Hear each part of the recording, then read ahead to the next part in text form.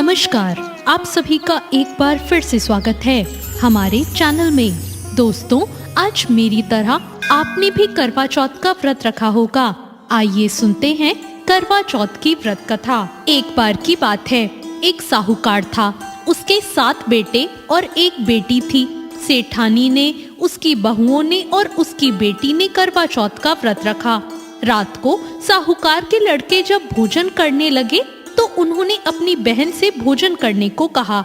इस पर उनकी बहन ने कहा कि आज उसका व्रत है और वो चांद को अर्घ देकर ही खाना खा सकती है। वो भाई अपनी बहन से बहुत प्यार करते थे और उनसे अपनी बहन को भूखा देखा नहीं गया। उसके भाई नगर के बाहर पहाड़ी पर गए और वहाँ अग्नि जला दी।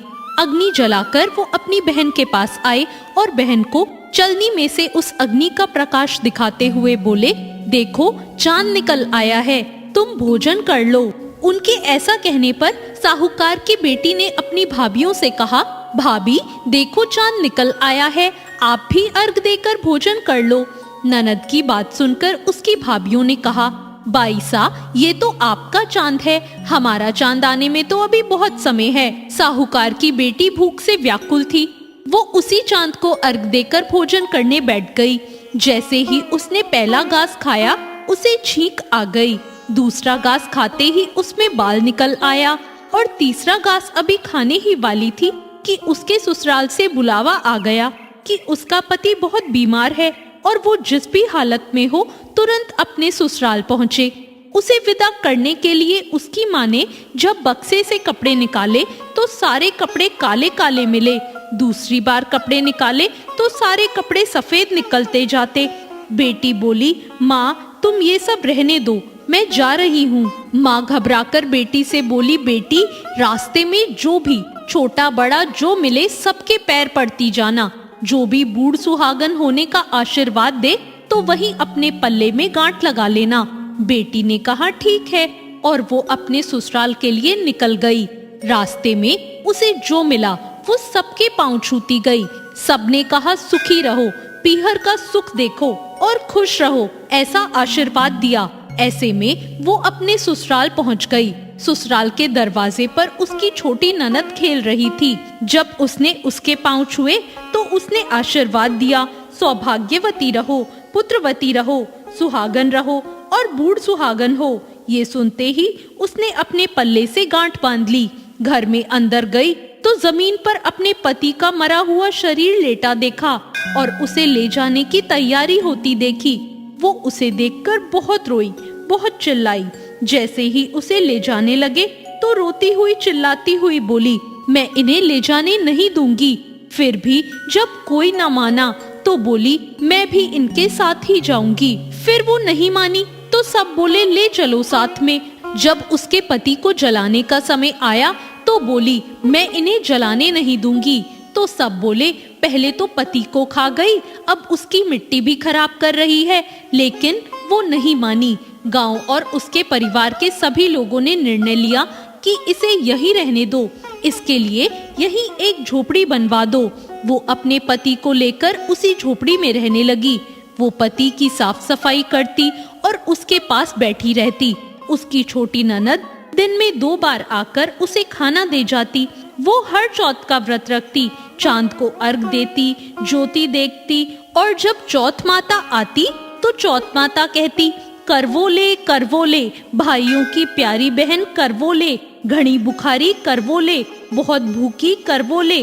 पर वो चौथ माता से अपने पति के प्राण मांगती, पर चौथ माता उसे कहती कि हमसे बड़ी चौथ आएगी तो उससे अपने पति के प्राण मांगना।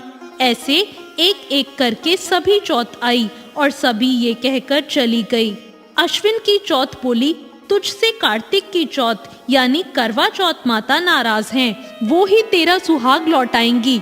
जब करवा चौथ आने वाली हुई तो उसने अपनी छोटी ननद से पूरे श्रृंगार और सुहाग का सारा सामान मंगवाया और करवे भी मंगवाए। उसकी सास ने सोचा पता नहीं क्या करेगी इन सब का, पर कोई बात नहीं, इतने समय से अकेली वहाँ झोपड़ी में पड़ी है, जो मांगती है दे आओ। फिर उस साहूकार की बेटी ने करवा चौथ का व्रत रखा।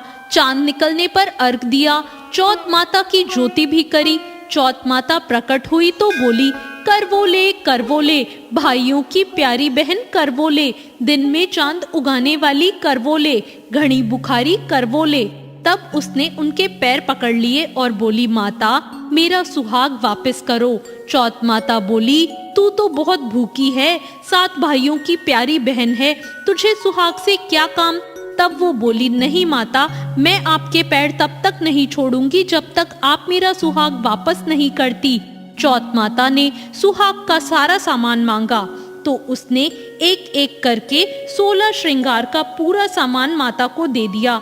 चौथ माता ने अपने आंखों से काजल निकाला, नाखूनों से मेहंदी निकाली, मांग से सिंदूर निकाला और चिटकी उंगली का छींटा दिया। उसका पति जीवित हो गया और चौथ माता जाते जाते उसकी झोपड़ी पर लात मार गई, जिससे उसकी झोपड़ी एक महल में बदल गई। जब उसकी छोटी ननद खाना लेकर आई तो उसने देखा कि भाभी की झोपड़ी की जगह तो महल खड़ा है। वो ननद को देखते ही दौड़ी दौड़ी आई और बोली, देखो बाईसा, आपका भाई वापस आ गया। घर जाओ और सासू जी से कहो कि गाजे बाजे के साथ हमें लेने आए। ननद अपनी माँ के पास जाकर बोली, माँ भाई जिंदा हो गया।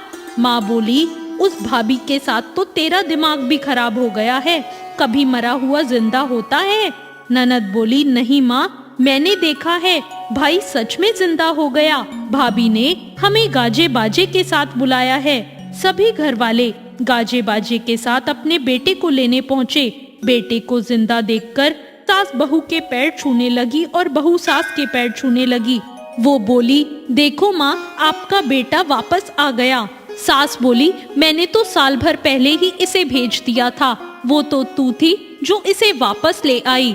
हे चौथ माता, जैसे साहूकार की बेटी के साथ पहले किया वैसे किसी के साथ मत करना, और बाद में जैसे उसे सुहाग दिया वैसे सबको देना और सब पर अपनी कृपा बनाना। जय चौथ माता। तो ये थी करवा चौथ की व्रत कथा।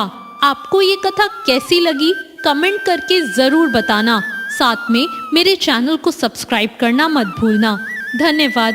मिलते हैं अगली कहानी के साथ।